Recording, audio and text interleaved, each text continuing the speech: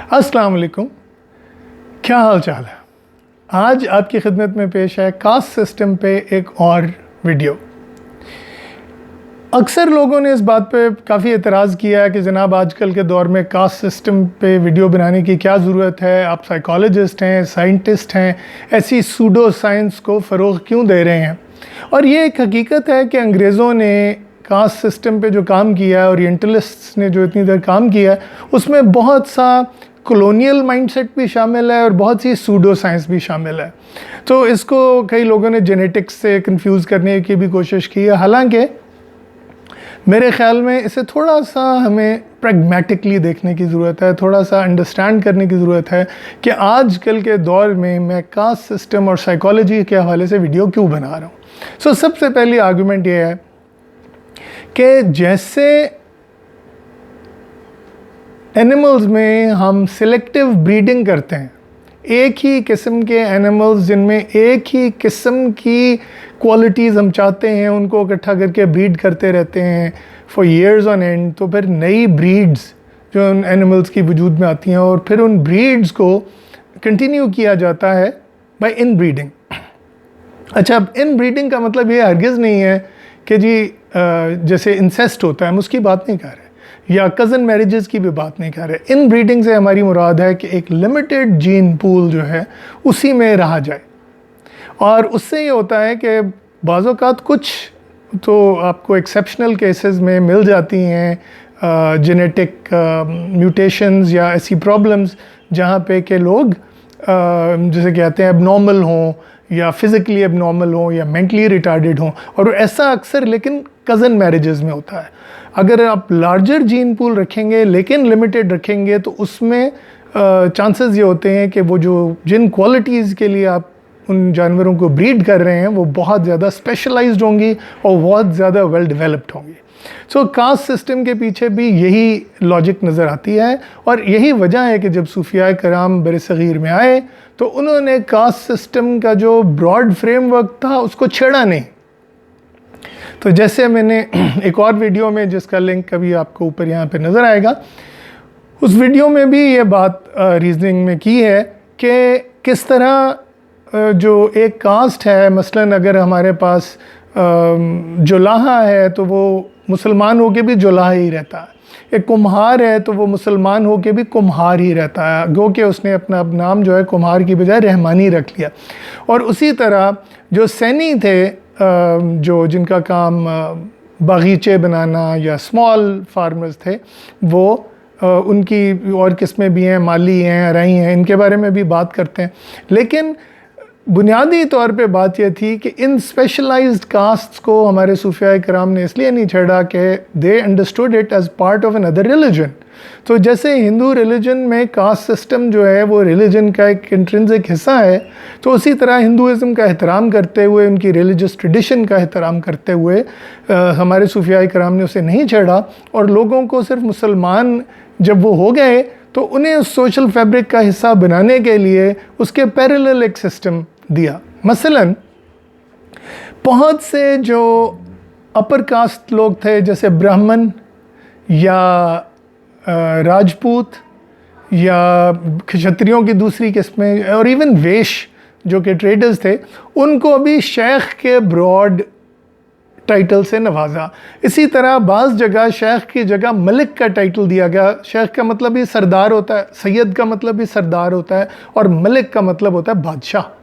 तो इस तरह लोगों को डिफरेंट टाइटल्स दिए गए ताकि वो अपनी रिलीजन बदलने की वजह से उनका सोशल स्टेटस कम ना हो जाए।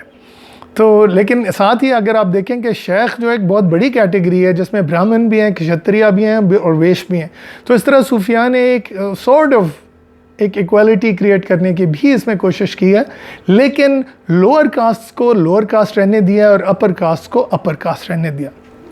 अच्छा जी, तो अब थोड़ी सी बात करते हैं जट बरादरी की। जट बरादरी जो है वो अंग्रेज़ों ने उन्हें राजपूतों से बहुत ज़्यादा कंफ्यूज किया। इसकी वजह यह है कि उनके जो ट्रेट्स हैं वो कुछ हद तक सिमिलर हैं, हालांकि अगर आप सोचें तो इतने भी सिमिलर नहीं हैं। राजपूत जो है वो प्राइमरीली एक वॉरियर कास्ट है और इंडिया में उनकी सेटलमेंट जो है वो आर्याओं की जो लीडिंग کیولری تھی اور جو آریاؤں کی جو لیڈنگ فرنٹ لائن تھی وہ اس میں راجپوت تھے. سو کئی ہزار سال پہلے یعنی تقریباً 5000 سال قبل مسیح سے ہمیں آثار ملتے ہیں کہ راجپوتوں نے جو ہے وہ بر صغیر پہ حملہ کیا تھا باقی آریاؤں کے ساتھ, لیکن راجپوتس ور دا لیڈرز.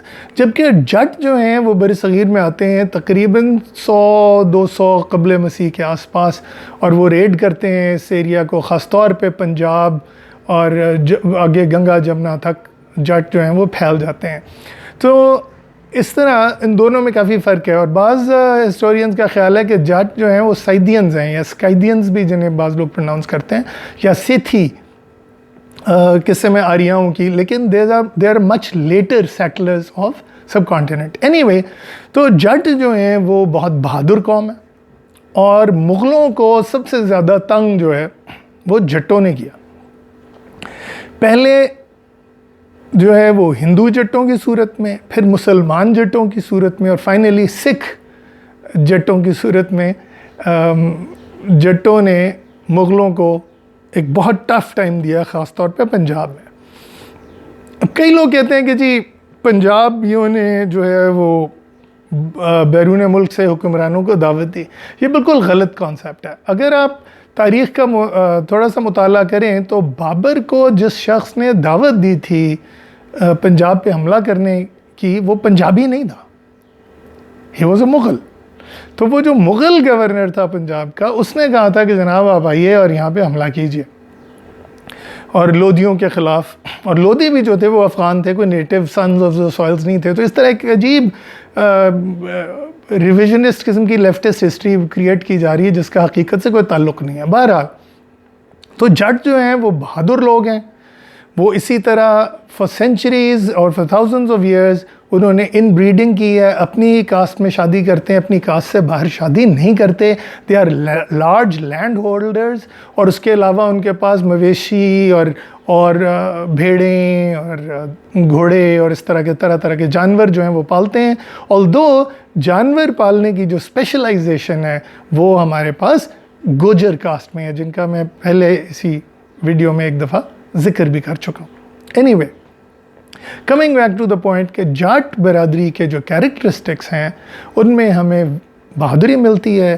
اچھا, at the same time with in the conjugal relation ان کی جو ریپوٹیشن ہے وہ یہ ہے کہ جیسے وہ ایک گیت سا بھی مشہور ہے کہ جٹ کڑیاں تو ڈردہ مارا منڈے ہوتے ڈانگ رکھتا, کہ جٹ کی جو مردانگی ہے وہ مردانگی ایکسٹرنل ورلڈ کے لیے اپنے گھر میں وہ اپنی خواتین کی کافی عزت کرتا ہے اور ان کا کافی احترام کرتا ہے, اور with in of course the cultural context. اور یہی وجہ ہے کہ آپ دیکھتے ہیں کہ جو ہماری ہسٹوریکل سٹوریز بھی ہیں, فوک لور بھی ہیں, ان میں جٹ جو ہے وہ بہت شیولرس واقع ہوا.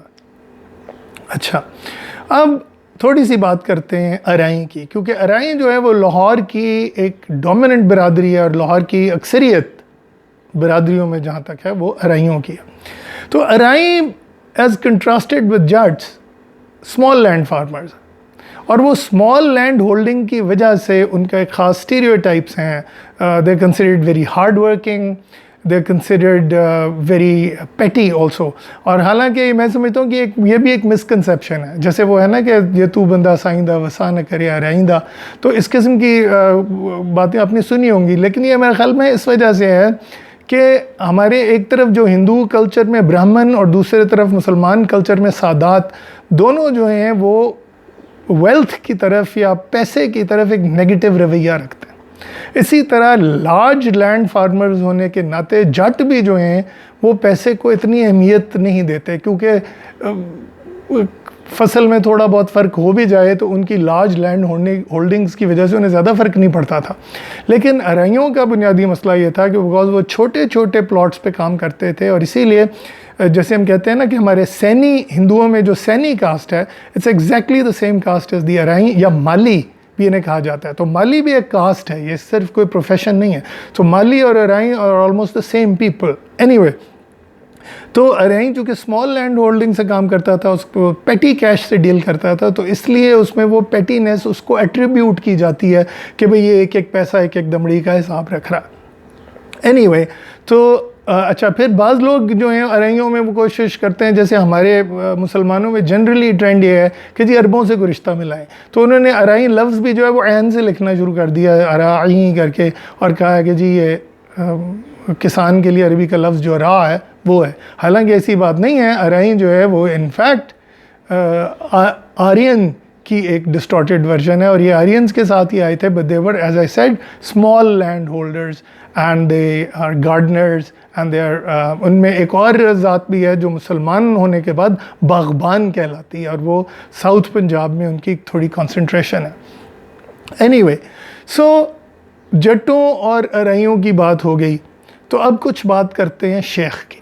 اب شیخ جیسے میں نے آپ کو بتایا کہ ایک بہت واسٹ برادری ہے، اس میں برہمن بھی ہیں، اس میں کشتری بھی ہیں، لیکن اس میں ویش بھی ہیں. اور اتفاق سے جو ویش ہیں یعنی ٹریڈر یا مرچنٹ کلاس جو ہے برصغیر کی، وہ بہت بڑی تعداد میں شیخ کہلائی. اچھا، اور اس میں جو ویشوں کی جو ایک میجر کاسٹ ہے بنیا، جیسے ہم کہتے ہیں ہندو بنیا، تو ہندو بنیا جو ہے جب بڑی کثرت سے مسلمان ہوا تو اس نے اپنا ٹائٹل شیخ رکھا اور کوئی اور ذات نہیں اپنائی، اور لفظ بنیا بھی اپنے نام سے ہٹا دیا. تو اس وجہ سے اکثر شیخوں کے بارے میں مشہور ہے کہ وہ کنجوس ہیں، وہ پیسہ بہت اکٹھا کرتے ہیں، they very shrewd businessmen, they very good businessmen. حالانکہ ہمیں اور کاسٹ بھی ملتی ہیں جو کہ اپنے آپ کو شیخ کہلواتی ہیں، جیسے برہمنوں میں بہت سارے لوگ ہیں جنہوں نے اپنے جو روایتی نام تھے، جیسے علامہ اقبال جو ہیں ان کے دادا بھی برہمن تھے اور his father was a convert، تو انہوں نے اپنا نام شیخ محمد اقبال رکھا تھا، اور ہمیں نہیں پتہ کہ ان کی بطور برہمن سب کاسٹ کیا تھی. بلکہ جب ہم دیکھتے ہیں کشمیری کاسٹ کو، تو کشمیری برہمنوں نے اکثر اپنے نام رکھے ہیں تھوڑا اڈاپٹ کر کے، جیسے بھٹ جو ہیں وہ بٹ ہو گئے ہیں، اور دھر جو ہیں وہ ڈار ہو گئے ہیں، لون جو ہیں وہ لون ہی رہے ہیں. تو یہ 3 کامن کشمیری برہمن نیمز ہیں جو کہ تھوڑی سی چینج کے بعد انہوں نے اپنے ناموں کے ساتھ شیخ لگانا پسند نہیں کیا اور اپنی کاسٹ کو مینٹین کیا. میں صرف آج یہ بات آپ سے شیئر کرنا چاہ رہا تھا کہ یہ 3 برادریز ہیں جو کہ بہت ڈومیننٹ ہیں پنجاب میں. باقی 3-4 کاسٹ کے لیے میں ایک اور ویڈیو بنا چکا ہوں جس کا میں نے پہلے بھی آپ سے لنک شیئر کیا ہے. تو ویورز مزید بات کرتے رہیں گے کاسٹ سسٹم اور سائیکالوجی پہ. آج کے لیے اتنا ہی. Thank you very much. خدا حافظ.